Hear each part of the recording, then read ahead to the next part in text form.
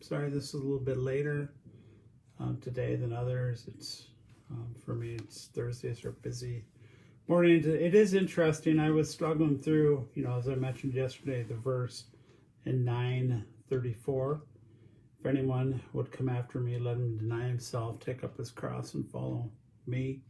Just what all that means. I was reading another book yesterday afternoon, and it referenced that exact same verse. So I find it interesting how God does that sometimes, that things I'm thinking about, things I'm really trying to wrestle through, I get affirmed to me elsewhere. So that indeed happened in this case. Today we're on to Mark chapter 9, and again would encourage you to read that chapter if you haven't, to pause. We see a lot of very similar themes here in Mark 9 as we saw in Mark 8. And it's really focused on the disciples. The disciples make a positive step forward in their faith, and then they take a step back. They question, Jesus is transfigured in Mark 9:2 and following, and they don't understand when Jesus says, tell no one until the Son of Man is risen from the dead, and they don't know, they don't get what that means. And the next section,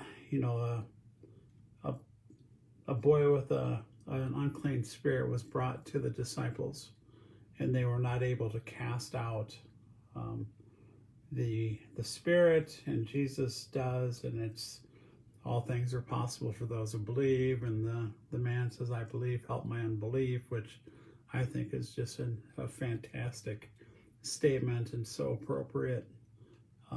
At least to me, that sometimes I do in fact believe, and there's areas that I struggle, just as we see the disciples struggle.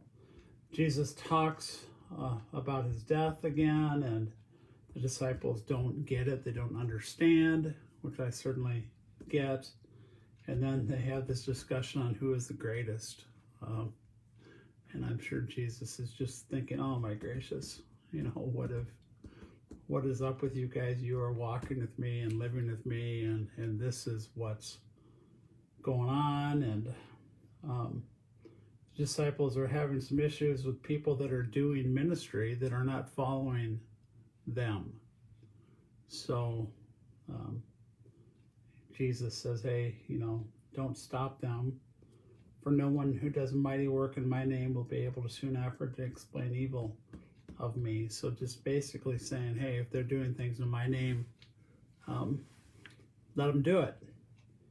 And then this last section that ends with saltiness, and salt is good, but if the salt has lost its saltiness, how will you make it salty again? And at that point, salt was used for preservatives, and if salt had become bad, it was basically useless. And I think Jesus is stressing that if you have salt in yourselves, that they are really moral preservatives, that they are to push people to be holy and to preserve what Christ is teaching. And we have that section just before it on, if your eye causes you to sin, cut it out. If your hand causes you to sin, cut it off. If your foot causes you to sin, cut it off. So this imperative to avoid sin, do whatever possible to avoid sin. And then Jesus transitions to the saltiness stuff, and that's saying, hey, you guys are to help people avoid sin, to remain pure, and to be at peace with one another. So I think Jesus is stressing that you guys need to be, have unity. You as disciples need to be together, and you will be salt, moral preservatives in this earth. And as he stressed these last two chapters, there is a time coming when he will be killed, when Jesus says, I will be killed and will be taken away, and that you guys will need each other to get through that. So these last 2 chapters, we see, yes, like I mentioned, the ebb and flow of faith for the disciples. You know, they get it and they don't get it. They get it and they don't get it. And sadly, you know, I think that explains many of us as well. There's things we get, there's things we totally affirm and understand, and then there's times we just don't get it. We don't understand. And like the man who brought his boy to Jesus, you know, I believe, help my unbelief. And that's certainly a great statement for each of us today. I believe, help me in my areas of unbelief.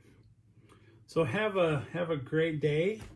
We'll be wrapping up week 2 tomorrow with Mark chapter 10. May God bless you.